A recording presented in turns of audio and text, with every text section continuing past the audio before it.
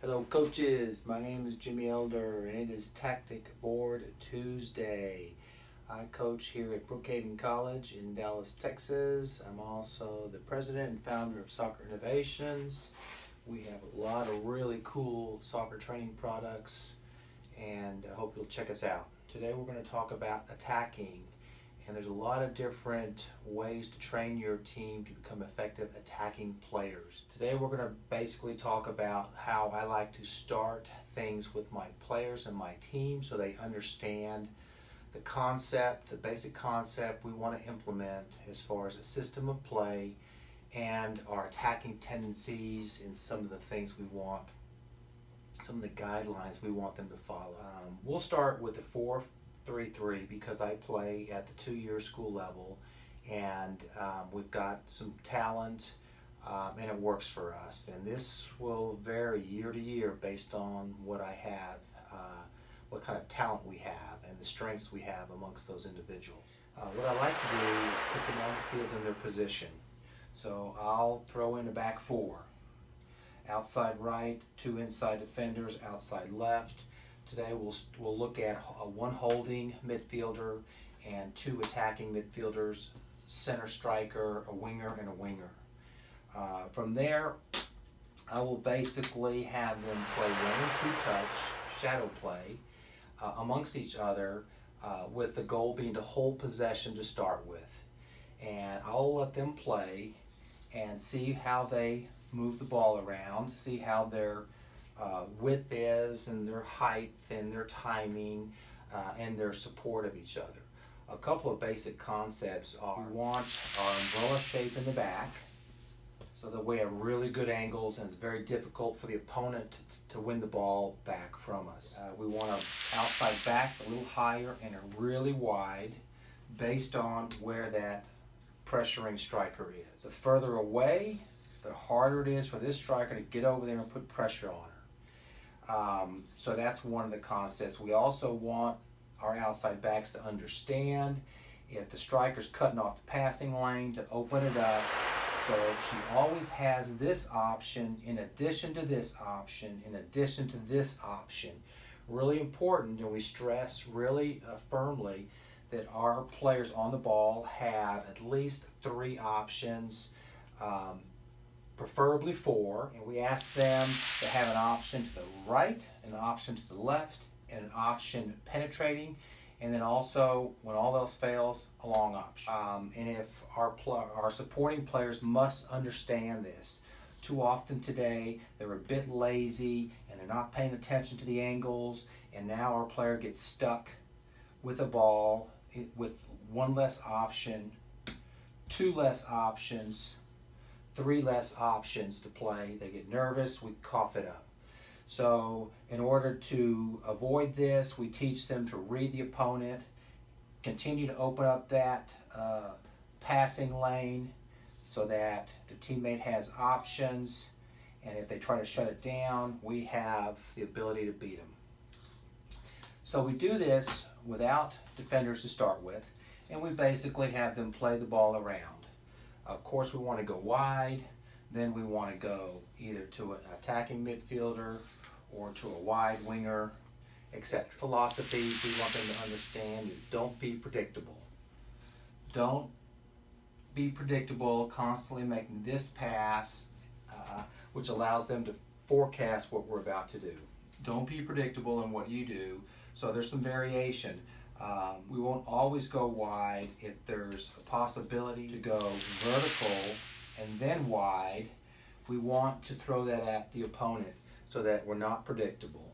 Whenever we can go vertical, we prefer to go vertical because when we go vertical with a pass, we beat players immediately. So rather than go wide where we still have these 2 players behind the ball, we prefer, if it's on, that's the key, if it's on, to go vertical where we beat 2 players, then we get in behind these 2 players and we're 2 defenders less on the field. One of the terms they must understand is when it's on. This is a risk-free area of the field, so we don't want to take any chances. So we don't want to say you can never play that ball. That would be unproductive to our team and our attacking form. We want to say when it's on, play the ball and communicate. When you play this ball in, you want to say find Chelsea, who's your outside right back. You want to give them help. I'm going a little bit into some pretty anal detail, but that's important to us, and we make that really clear. So what you've got is no defenders now, and we're just playing the ball around. One time the outside midfielder, we want her to find the winger. One time we want her to find an attacking midfielder. One time we want her to find a supporting holding midfielder so that she can turn around and switch the play. So we don't want them to be predictable. We want them to knock this ball around. And while we're doing that, we will coach different positions. For example, we want our wingers, when the ball is wide, we want our wingers wide. A lot of times the wingers will cut the corner. We're going to be anal about it and tell them to get their heels on the chalk so that we can open up this back four. Right? We open up that back four, now we can get runners through. We can get strikers through.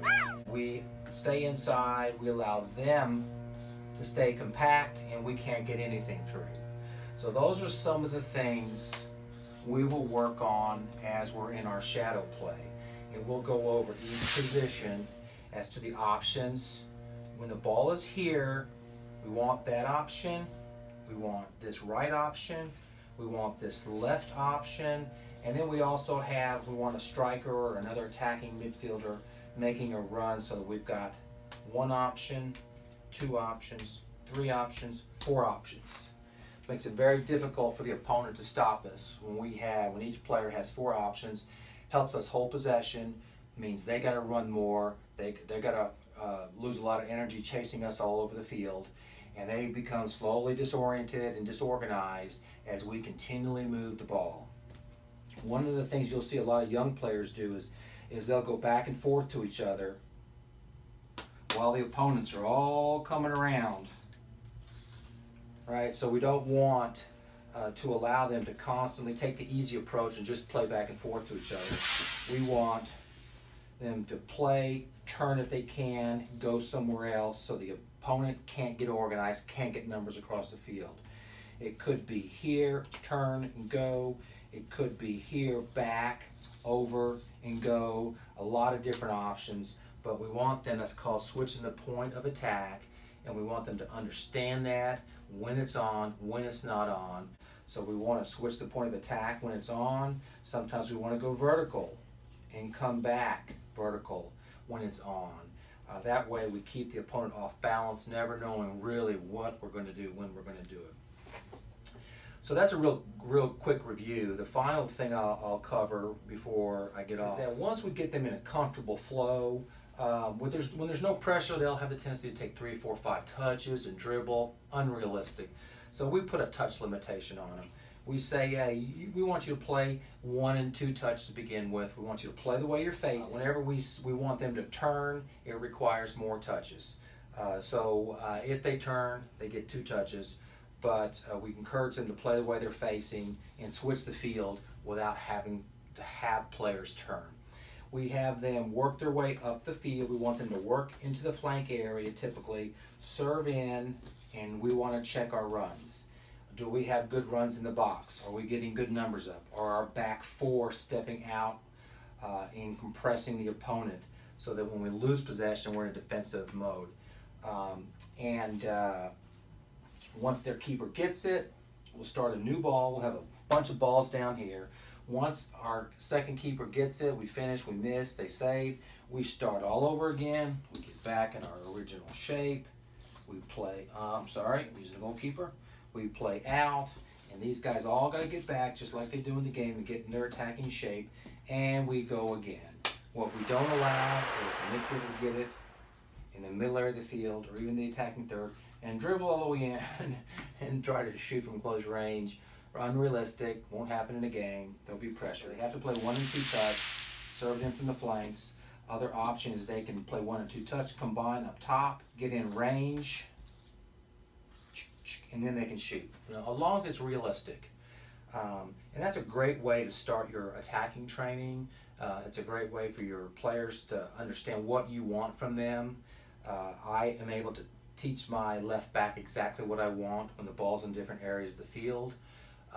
In a passive scenario, so there's no pressure, there's no constant loss. We can concentrate on one thing. I can teach my holding midfielders where I want them to play and how to support and how high to come. My attacking midfielders, my strikers, my back four, even my goalkeeper. I can work with her when we're attacking and we're in our attacking shape.